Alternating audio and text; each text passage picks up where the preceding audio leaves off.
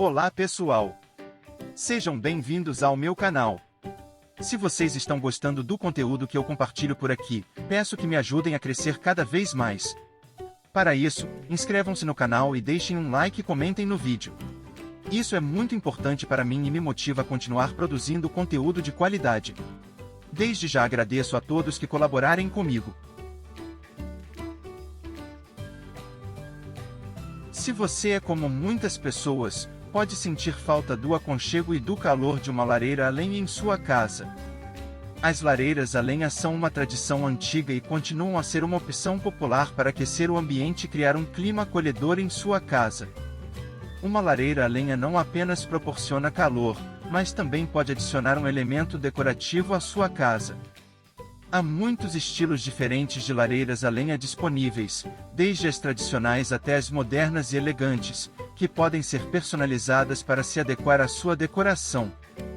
Mas, além da estética, há outras vantagens em ter uma lareira a lenha em sua casa. Uma das maiores vantagens é que você pode reduzir suas contas de aquecimento, pois a lenha é uma fonte de energia renovável e muitas vezes mais barata do que outras fontes de aquecimento. No entanto, é importante lembrar que ter uma lareira a lenha requer manutenção adequada e precauções de segurança. É essencial ter a chaminé limpa e inspecionada regularmente para evitar acúmulo de creosoto e minimizar o risco de incêndio. Outra consideração importante é a qualidade da lenha.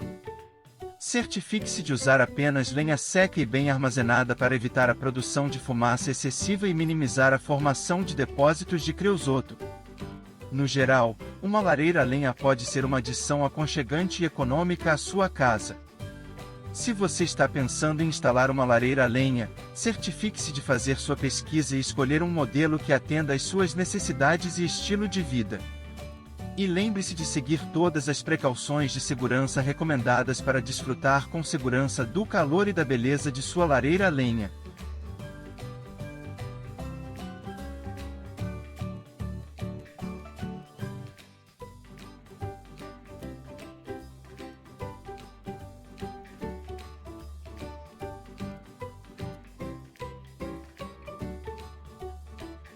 Se vocês estão gostando desse conteúdo e querem ficar por dentro de todas as novidades do canal, não deixem de se inscrever.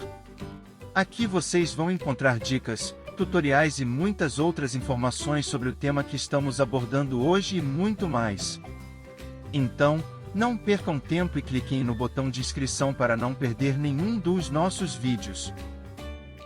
E não esqueçam de ativar o sininho para receber as notificações de novos vídeos. Agradecemos desde já pela sua inscrição.